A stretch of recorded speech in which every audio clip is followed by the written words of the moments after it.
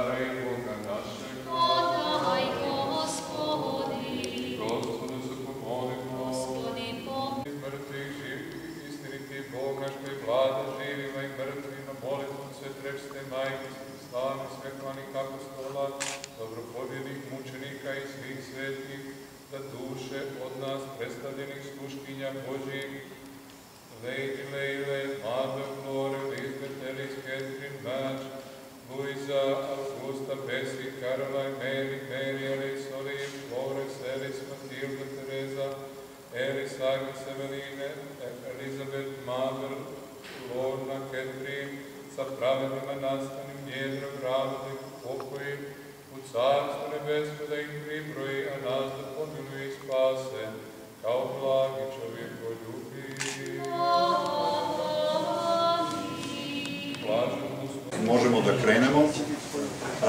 Samo da vam kažem, ovo će sve biti na engleskom. Imamo ovde goste iz ove države iz Engleske. So from now on, we shall be speaking in English.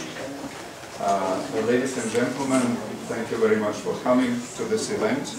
It is a commemoration event, continuation of what we had already in the church, for which we thank our church here in London. Father Goran and Father Dragan have just given us a moving ceremony over there. We are commemorating, of course, the British women who have gone to Serbia during the First World War over 100 years ago. In that context, I should say that this is a national event also for the whole of the United Kingdom. There is a series of events which is taking place. And we are commemorating here, probably the only ones who are specifically commemorating the ladies, the women. Elsewhere they're commemorating the contributions of the men. I should also add that we have here, what has happened here. We have had already a number of exhibitions dealing with these British ladies, especially in the Serbian house, and we've had other exhibitions. You can see here what here behind me, with Zvezdana Popović has contributed the largest amount, and thanks to the Serbian embassy as well. I'm very glad to welcome also His Excellency, the Ambassador of Serbia, who is with us, Mr. Ognjen Primićević. Also, our thanks at this stage to Olga Stanojlović, who is the trustee of this last post, which, as I said, is a national event that takes place throughout the United Kingdom, not just today, but throughout the year. And we are part of this program. So, I will start out by saying something about the background to what has been happening in Serbia 100 years ago, and how the British women actually got there. I will speak especially about two very prominent ladies in this, Mabel Stobbart and Lady Lejdi Peđet. After that, Zvezdana will speak about other contributors, notably the Scottish Women's Hospital, who were present not just in Serbia, but also in some other countries. After that, we will hear Tamo Daleko, a song and a tune that actually was born during the First World War, and which I think everyone in Serbia knows very well today. It has survived, it has been commemorated in that way. Afterwards, there will be a last post call. Olga Stanojlović will have to say something about this to introduce it, and after that we have refreshments and we can speak freely. So, let's start out then about the background to what has happened in Serbia 100 years ago with the start of the First World War. Something about the involvement of women in the war. You must be aware that women initially were not involved in any wars. Men didn't want to have them around. I mean, men do like to have women around, but those above them, right, the commanders, didn't want to have any women around. The first exception is very well known to us. Her name is Florence Nightingale, right? The first one with a medical mission, who is a trailblazer for women participation in some form in the war. Florence Nightingale operated from what was then known as Constantinople, today's Istanbul, one of the suburbs there, and it was during the Crimean War, which is about 60 years before the First World War. And one of the things that we have to say about Florence Nightingale is that, of course, she would not have had very much experience of caring for the injured people from the Crimean War. And her job was not made easier by the fact that she was very far away from the actual area where the battle took place on the peninsula of the Crimea, because that was about 250 miles away from where she was in today's Istanbul. The result is that many of the injured who came and had to make the sea voyage arrived dead on arrival. Many others had injuries which, had they been dealt with immediately, everything would have been okay, but many of those became permanent injuries. Much of this was not known, by the way, but we know the big difference between men and women generally. Men like to be heroes, right? So they like to show themselves above other men, whereas women in some way have been born to preserve life and to nurture life. So they do take a somewhat different approach to injuries and the effect on the human beings and on men in particular in this case. Now, I mentioned Florence Nightingale, but in fact, since the Crimean War, there haven't been that many other wars in Europe or elsewhere. There have been some smaller skirmishes. There have been two major wars: the Franco-Prussian War, 1870–71, and also the Russo-Turkish War, 1877–78, as a result of which, in fact, Serbia,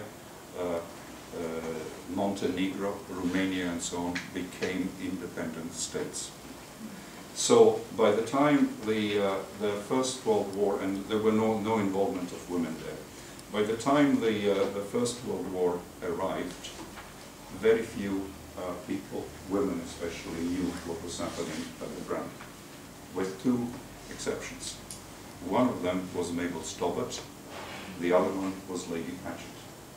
The reason for that is that there were two wars, Balkan Wars, the First and the Second War. Mabel Stobbart, the lady I will speak to about first, was involved in that war. She traveled with a team of women, exclusively women, to Bulgaria. And she helped serve, provide medical aid to essentially Bulgarian soldiers that were injured. Near Kirk Kilise is the place where she worked. And she, in a way, was a trailblazer of someone then who provided medical aid immediately to the front. And it was shown that women now could work on their own. It needs to be stated also that now Lejdi Peđet had similar experience, except that she set up a hospital in Belgrade also during the First World War. So she, during the First Balkan War, so she had some experience before the First World War as well.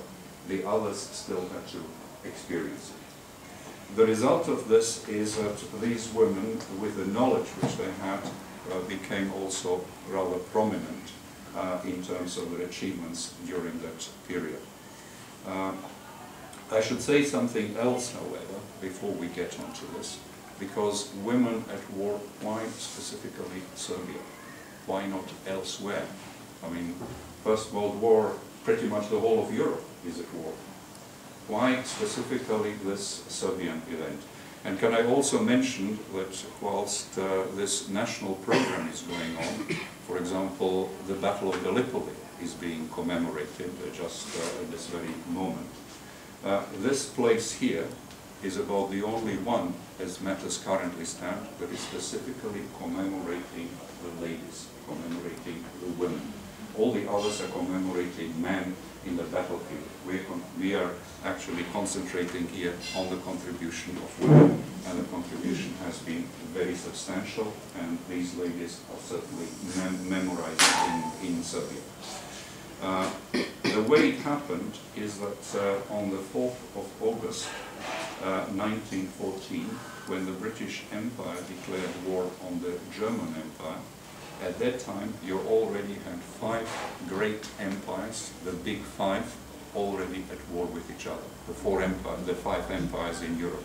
The British Empire, the French Empire, the Austro-Hungarian Empire, the German and the Russian Empire. And along with them, there was Serbia and Belgium.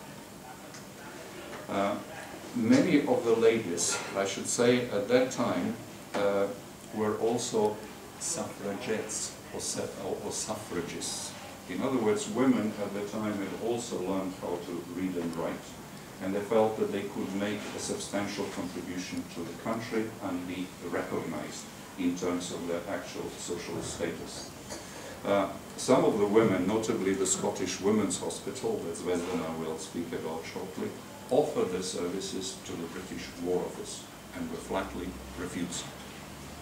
Others refused them as well, except Belgium and Serbia. Mabel Stobbart, in fact, went to Belgium. She already had some experience and offered it to the Belgians, and they were very happy to have her. She arrived there when the war was already in progress, but she writes this in her book that she was very happy in Brussels, that she had managed to get a building to set up as a hospital, but the next day Brussels was already occupied by German forces. She was fortunate to be able to escape. Right? So Belgium, which fell after about 1 month, and Brussels fell after half a month, was really out of bounds for providing medical aid. Medical aid could be provided to Belgian soldiers who had fled to France, and many had come also to the United Kingdom, but that was no longer close to the front line. So this left Serbia. Serbia was in a very special position. The war on it was declared by the Austro-Hungarian Empire, an empire with 52 million inhabitants. And Serbia in those days had 4.5 million.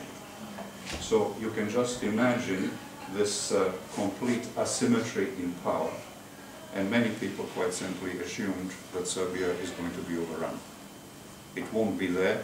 And what Serbia clearly needed, because it was against a much more superior opponent, it needed men, divisions of men, well armed, to defend it. But in fact, these divisions never came, or they came much later, over a year later, to the Salonika front in Greece, and somewhat too late to serve Serbia at that stage. The result that happened is that the Serbs had to fight on their own, and they performed remarkably. What Serbia did is an absolute miracle, I could say, and this is recognized by others. The first Allied victory was obtained by none other than the small Serbia against an invading Austro-Hungarian force who were substantially defeated at the Battle of Cea Mountain and thrown right back over the river Drin. There was a certain amount of underestimation of the Serbian capability to fight and to provide resistance, but now they knew about it. So they came again, right at the end of 1914. And this time, again, it looked like it was all going to be lost. But a rearguard action on the Kolubara River, the Kolubara battle, actually resulted once again at a completely unexpected Serbian victory. Little Serbia astounds the world was the headline everywhere in the British newspapers. Suddenly a country that was not particularly known in Britain was headline news. And of course it was very positively seen since Serbia was an ally of Britain. What happened, however, is that despite these famous victories, there was a considerable amount of loss on the Serbian side. It's not enough just to have even losses with the other side, which is 10 times more numerous than you are, right? And they have 10 times and more developed hospitals. You basically, even if you win, are having greater losses percentage-wise and in every other way than the other side. So medical aid with the injuries was absolutely vital at that stage. On top of that, a major typhus epidemic broke out at the beginning of 1915. Again, Serbia needed aid. It couldn't get the men, but it got the women, and it got the British women, who came in very substantial numbers in medical missions. What happened, however, it's not enough just to have volunteers. You also need the resources, the medical equipment, the beds, and everything that goes with it. And you need to pay some of the journeys. Many of these women don't have the money to simply go to Serbia. But thanks to Serbia's reputation as a result of its performance on the battlefield, the Serbian Relief Fund, which was set up in this country, received very substantial donations from the British public. And it is thanks to that, plus the volunteers, that it was possible to set up the medical missions and send them to Serbia. So the medical missions also arrived from other countries, but the ones from Britain were easily the largest and probably represented about half of all those that came to the country. So that is the background how the women got there and why they're also subsequently in stopping the influenza, saving many people from deaths, and coming with the equipment which was not available in Serbia, and managed to save a great many lives. And that is something for which they are remembered. Now to our two ladies, Mabel Stobbart and Lady Peđet. Mabel Stobbart, I mentioned, had already been in Belgium, but she had to return quickly. Now an opportunity with the funding that was available was given to her to go to Serbia. And like the others, she went. But she was different from the others. I mentioned she already had the experience of the war. So one of the first things that Mabel Stobbart did with the funding that was available to her was to go to Kingsway here in London, that's near Poland, you know, and buy 60 double-sided canvas tents. It may seem very logical to us today that this is what she should have done, but in those days that was unusual. Mabel Stobbart's logic, that she describes very well in her book, you can download it, by the way, for free from internet, explains it very well. She says buildings, hospitals are always infected with disease and other things. There is never really a good time to disinfect them, because you always have patients coming in. At wartime and a typhus epidemic, you can just imagine what happens. So, by getting those tents, we are not going to occupy somebody else's hospital. We shall not impose on them, for the Serbs who have to fight, to provide information. Somebody's mentioned to me I should raise my voice. Yeah. Okay. I will do so. I can do that. I hope you can follow me also there at the end. Thank you. I can see some heads nodding. Okay, so she arrived with those tents. It meant that the team of 45, mainly women, I think there were 40 women and maybe 5 men that came along with her medical mission, the Stobart Hospital. They again would not impose on the Serbs in providing accommodation with them, which is going to be very short, especially in times of war. So she went there with a medical mission, starting out from Liverpool. It went by boat via Gibraltar, arrived at Salonika, or today's Thessaloniki, came by train, and she was asked to, in fact, set up camp outside the town of Kragujevac. So all she needed was a field, right? And her contribution there was very successful, very substantial. She saved many lives. It has been recognized at all levels in Serbia. Prince Aleksandar Karađorđević came and visited the camp. She, in fact, in a book, devoted it to him later on. But, of course, this hospital requires also help from the locals, very often soldiers. One of the things that happened at the time was that Mabel Stobbart was given the rank of a lieutenant. It meant that she could now order roughly 60 men around in terms of her activities. This was very unusual at that time. Remember, we don't treat women as equal to the ordinary soldier. They're supposed to be well below that. And here is one woman who is above them and can order them about if it comes to it. So this is a major breakthrough in emancipation of women as well. I hope you understand that point. The one thing with Mabel Stobbart, I should say, is that she was there for about 6 months before an invasion of Serbia happened now for the 3rd time, and this time there was no way that Serbia could defend itself, because it was no longer the Austro-Hungarian Empire with 10 times the population. It was now the German Empire, with elite Prussian forces under the command of August von Mackensen, the German field marshal. And on top of that, Bulgaria now had come into the war, and Bulgarians have about 50% more mobilized soldiers than Serbia had, even when it was at its best with its soldiers. So they fought. They managed to fight for about a month. I'm talking about the Serbian army. But then it was clear that they could not resist such overwhelming power. And now they couldn't return to, let's say, Salonika, Thessaloniki, which would be the normal way. All the routes were closed. The only possibility was Albania, the Albanian mountains. These are some of the most impenetrable, roadless areas in Europe, and that is where they withdrew, and Mabel Stobbart went with them.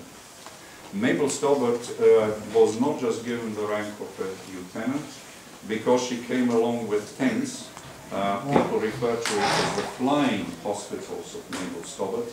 Right? She had managed to attach herself to one of the Serbian divisions, the well-respected Šumadija division. So she would actually be able now to move with them and be closer to the battlefield of Tokom.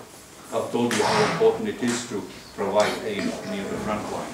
So she was recognized for that, but now she had to withdraw with them across the Albanian mountains, and she did that successfully in a situation where maybe as many as 100,000 people, Serbian soldiers and civilians who made this journey across the Albanian mountains died.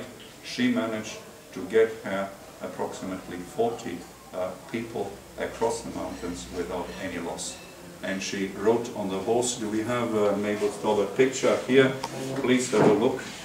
This is a famous painting, Retreat over the Albanian mountains. This is the lady, Mabel Stobart, on the black horse. And note that the people behind her were probably pushing some medical, or pulling, I should say, medical aid and so on. She commands them. So a woman here has proven her point.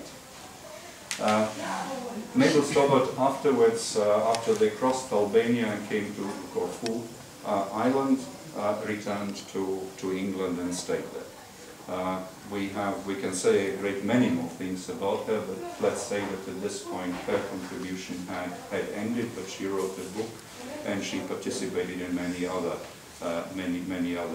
efforts. The other one is Lady Peđet. Well, Lady Peđet is commemorated in this very room. If you can read, maybe you can't, but it says Lady Peđet Hall, Dvorana Lady Peđet in Cyrillic. So she's remembered here in London at the premises of the Serbian Orthodox Church. She's also remembered in Belgrade because a street is named after her. Ulica Lady Peđet on Dedinje. Those of you who go to Belgrade, it's an elite portion of the city. Lady Peđet has been given a name. Lady Peđet was the wife of a British diplomat with whom she traveled to many parts of the world, including Bangkok. Today it is Thailand. In those days it was known as Siam, right? And she'd been to other capitals in Europe, but her husband was posted to Serbia. So she became active there during the First Balkan War, and I told you that she ran the hospital in Belgrade, or contributed mainly to it. And during the First World War, with the experience that she had, she established a hospital with 600 beds. That's quite a lot, an enormous amount in those days, in the town of Skopje. At that time part of Serbia. And her contribution has been substantial. Lady Peđet did not go like Mabel Stobart here over the Albanian mountains, this retreat of the whole army and the people and the diplomatic corps and pretty much all the famous people, artists and others, who instead of surrendering actually went and fought outside back into Serbia much later. Lady Peđet decided that she couldn't just allow the injured in a Skopje hospital to be taken over. It would have been the Bulgarian hand. She felt that she could protect them far better because of the diplomatic status that she had against any wrongdoing there, and she was very successful with that. So many people were saved that way.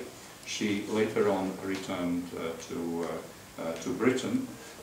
She didn't go again to Serbia, at least not to serve there, but she was very active later on with the people here of Yugoslavia. Remember, Serbia becomes the Kingdom of Yugoslavia, or the Kingdom of Serbs, Croats and Slovenes initially, and at that point she was keeping in touch with many of them.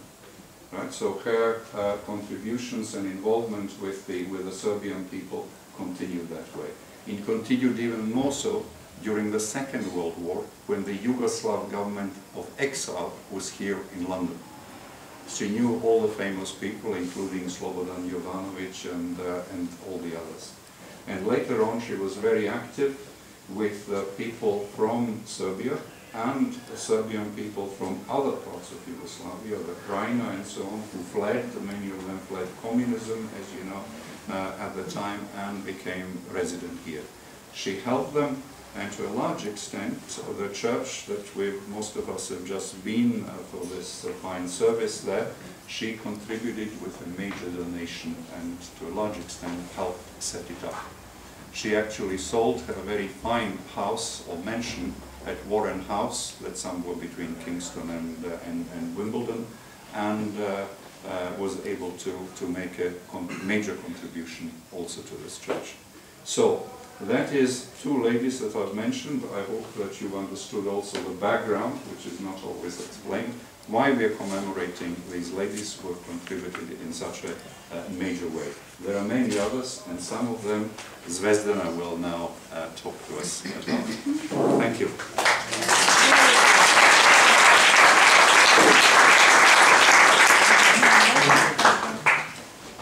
I will just make a little amendment, because our children are staying there and standing for very patiently, and I think that to get into mood of Great War, let's first hear Tamo Daleko. Before you start, can I just mention, for those of you who are from England, because most Serbs will know Tamo Daleko, Tamo Daleko was born as a result of this retreat out of Serbia, across the Albanian mountain to the island of Corfu. Tamo Daleko means there, far away. It was written by a Serbian soldier to whom far away was actually from there, Serbia. His village was far away. And this song is still one of the most popular songs in Serbia. Most of us know it. I'm sure we're going to enjoy it with the choir singing to us and with the background music. Just for an explanation. Yes. In many of the books that these brave women wrote about the Serbs and about the Great War, they are mentioning what they were doing not only when they were rescuing soldiers and treating soldiers and civilians, but actually about the customs, about the music, about everything what was going on. And these miniatures of what actually people were doing and how they played. Why not so loud? It's just beautiful. And one of the texts that Lady Hutton wrote in her book with the women's unit in Serbia, Saloniki and Sevastopol, she wrote about how people all sing Tamo Daleko, and she translated it. So it says, Tamo Daleko, they are far away across the sea. There is my village, there is my heart. So she's translating stanza by stanza, explaining what they were singing. And then talking about how, with full heart, they're talking about their kuća, their home, their village, their mountain, everything what they left was the best. And in another text, they're talking about kolo and how even people who actually were almost half dead a few minutes ago, had operation, they would just jump around and join the kolo as soon as they would hear the first sounds. So if you have chance to read these books, please do. But now let's hear our choir.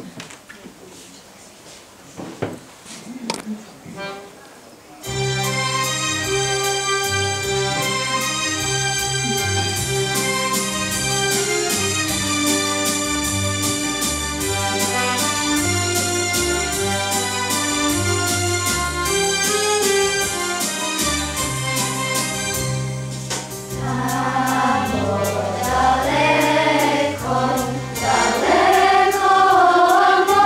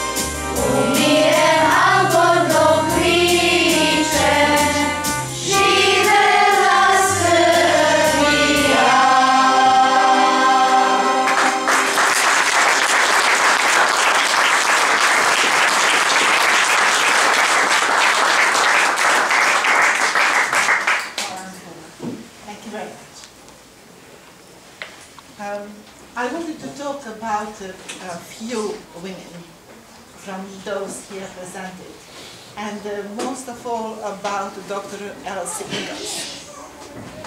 It is a very difficult choice to choose who is the most important person. Why to talk about this one, not about another one.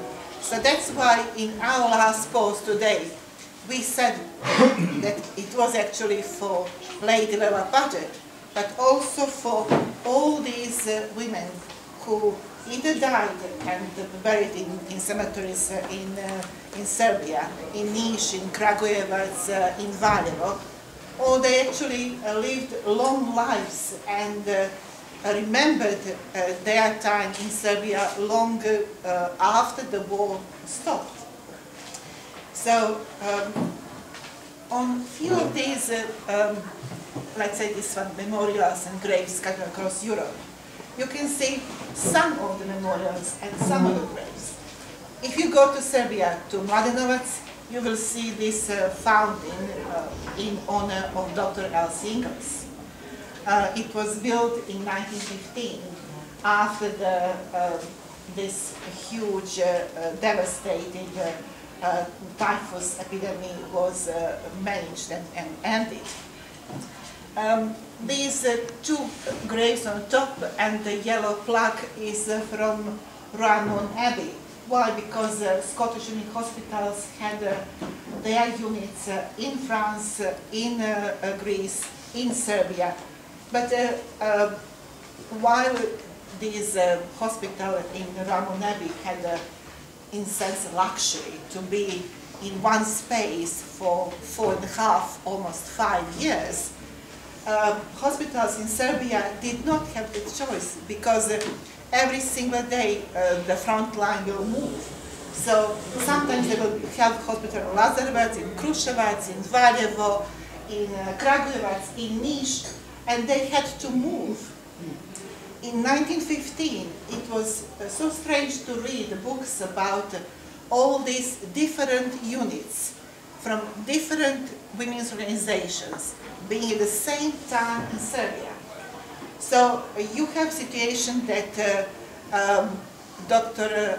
Elizabeth Ross, who died in Kragujevac, she was there less than 1 month, less than 3 weeks, and became a symbol of sacrifice. Every year Kragujevac remembers. Every year you have commemoration in Kragujevac which show what actually they achieved, and we are remembering their deeds.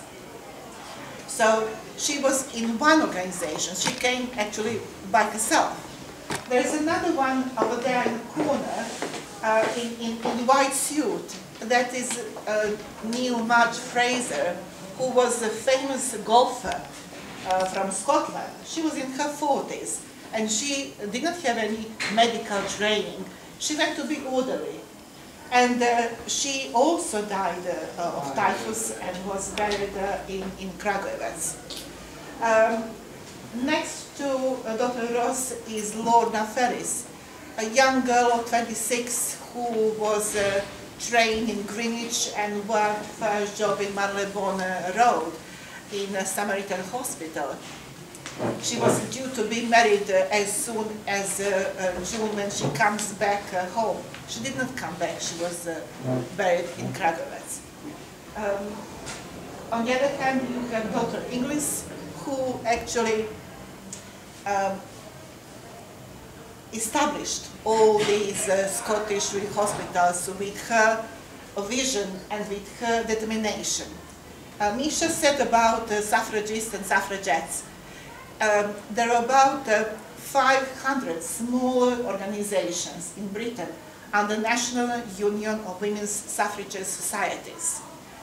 When we say suffragists and suffragettes, we talk about those who were militant suffragettes and those who thought that actually with their deeds, with their demonstrations, but not with throwing stones and cutting paintings in National Library, National Gallery, that they would actually achieve something. As famously, Dr. Inglis said, I don't believe that women should throw tantrum to get their right to vote. So all of these created an army about 100,000 women before the war started who actually wanted to help. They were patriotic, that was one thing. The same thing, when they offered their help, they were rejected. Not only famously Dr. Inglis, when she was told in Edinburgh, "My dear lady, go home and sit still." They were fighting for 100 years to get their right to vote, to be educated, to have their rights to inherit, to all these things to have the same equal as men. So to be just sent away to sit and be still at home, that was completely out of question. So when they didn't want the hospitals, they offered to France, offered to Serbia, offered to Belgium, and they did a great job. Dr. Inglis was with 2 hospitals arrested in Kruševac and in Valjevo, Kragujevac, and so when in 1915, in October, November, when the Austro-Hungarians attacked, they were arrested, became most famous prisoners of war. It is not a joke, because just a few months earlier, actually 1 month earlier, nurse Edith Cavell was shot by firing squad in Belgium by the Germans. So their position was very dangerous. But the spirit that you can see by reading their books, what they were writing about, is just splendid. They were squashed in small rooms, did not have enough food to eat, they were worried what would happen. But they had the courage to laugh in the face of their captors, who made fun and joke that when they let them out on that slippery December road, they were just like some kind of grey geese flying around. And they made jokes back to keep their spirits high. When they got to Zurich afterwards, and there is a picture over there from Zurich newspapers, they were treated as celebrities. They had to sign that they would never go back to Serbia, they would never do anything with the war. But as soon as they came back to Britain, what they did, they had talks, commemorations, in every single theater, every single school, every single hotel.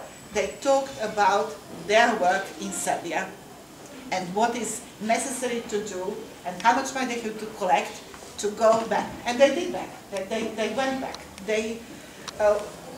Their compassion, determination, bravery, and altruism really helped not only themselves to establish themselves, to establish their rights to be equal, they showed with their work what they can do.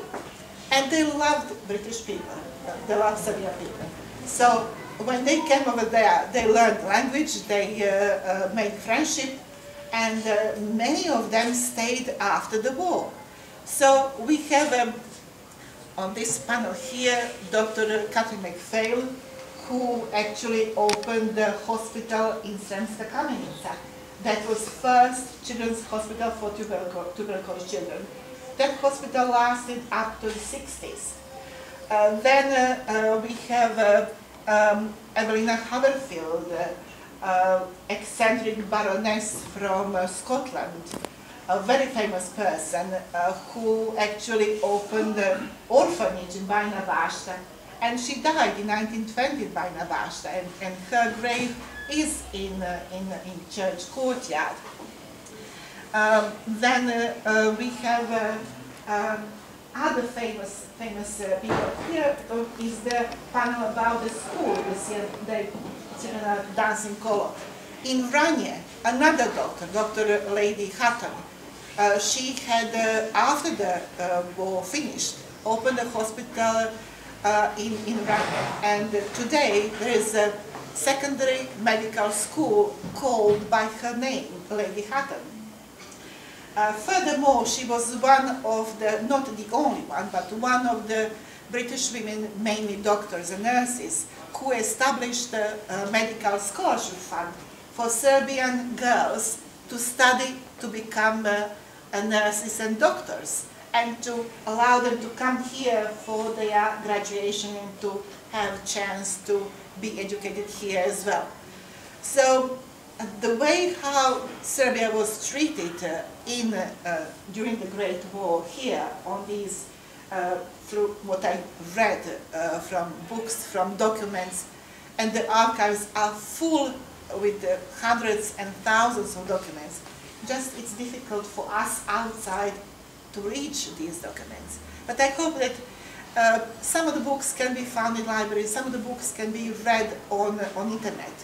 And I just hope that this commemoration in honor of all these women will be something that we will do maybe on annual basis, like it's in Kragujevac. So, because we are very proud of this unity between British population and Serbian population, and how everything was treated in that time. That would be mainly what I wanted to say. But we have, apart from last post that we will hear at the end, we have few songs that really they were staying in memory of not only us today, but in that time people all knew by heart. Not only Tamo Daleko, but Pređe se lađa Francuska. It was a very famous song, and maybe Misha could say something about it as a comment. And thank you very much for listening.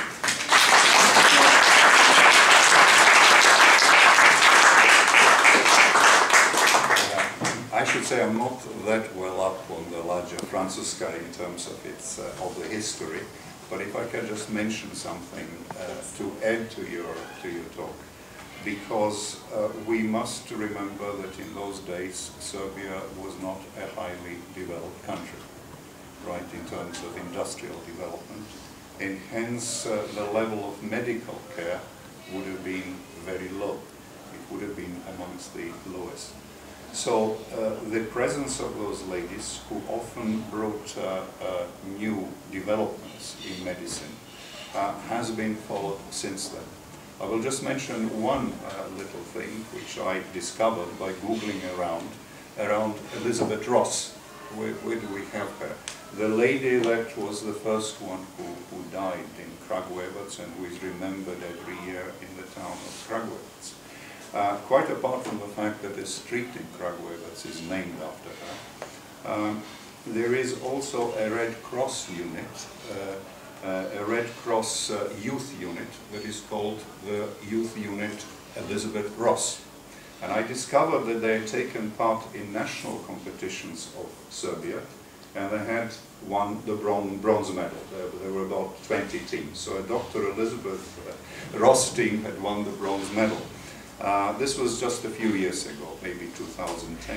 But then I discovered something else, which I thought was rather sensational, but which I attribute to the development, that has happened since the First War. I discovered that the Red Cross actually stages European-wide competitions for first aid in particular, in which these units participate, and that Serbia has a national team, and the Serbian national team had won the European Championship 5 times in succession.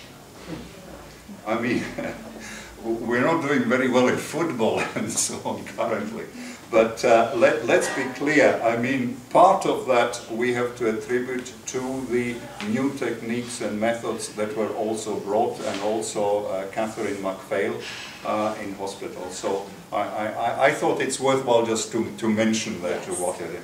Now, Lađa Francuska, I suggest it's also one of the famous songs that arose in the First World War. Lađa Francuska means the French ship.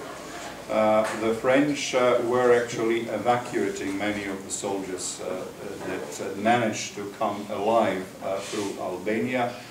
Many were taken to France. Even more were taken to what is today Tunisia, Bizerte, northern France, where they had their colonies. And hence they also brought much medical aid and so on. So the friendship has a certain symbolic effect in those days. It was recognized as something very important. But why don't we listen to the tune itself?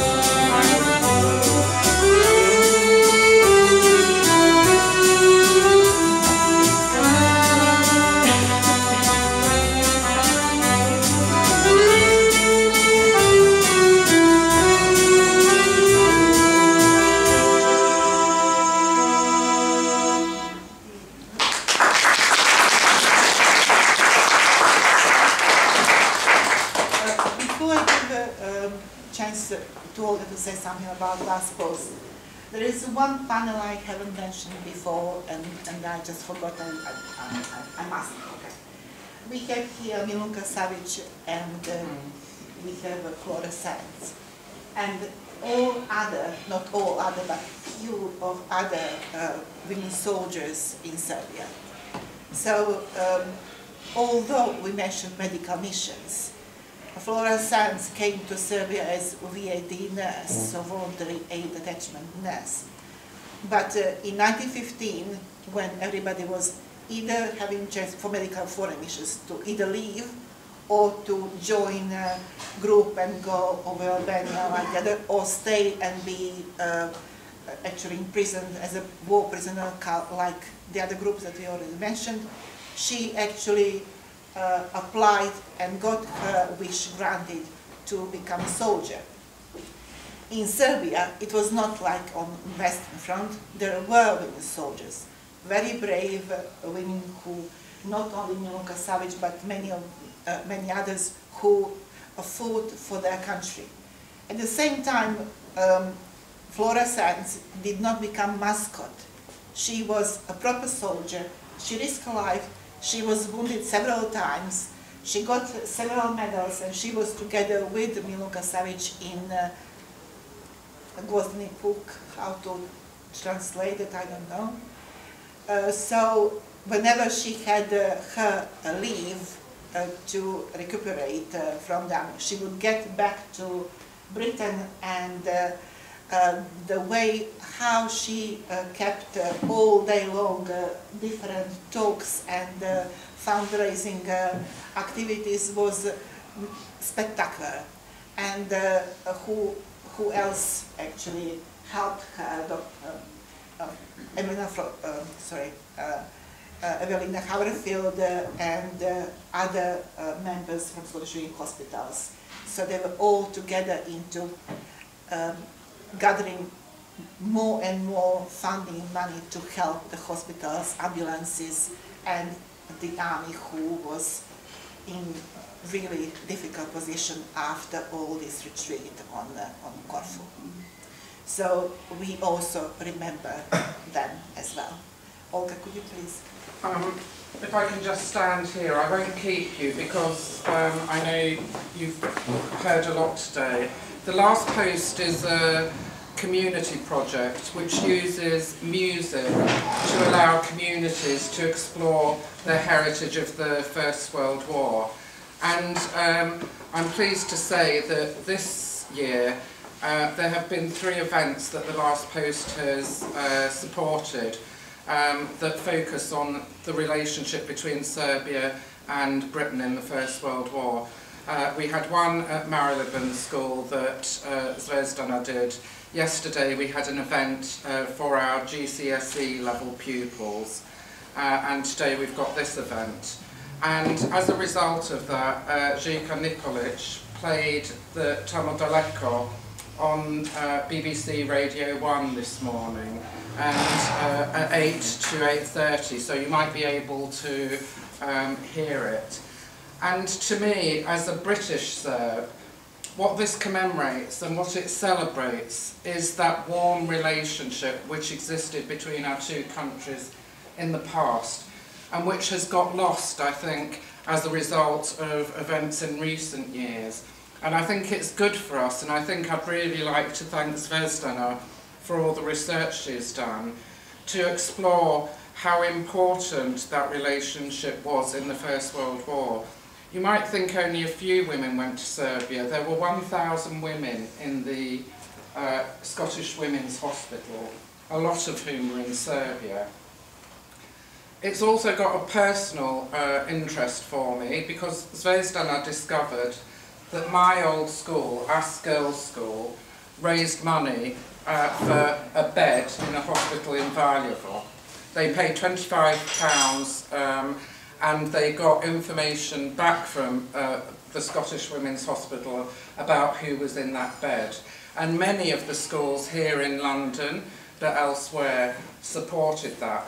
Now that's a history that we don't know here, and our young people don't know here, and that we need to promote, because I think it's a really good chance to develop and to make a much more positive image of the British Serbs and of Serbia, and that's what I think it's our duty to do. So now I'd like to ask the group to play the last post, and if you could stand for that, in memory, as Zvezdana has said, of Lejdi Peđet, Mabel Stovall and the other brave women.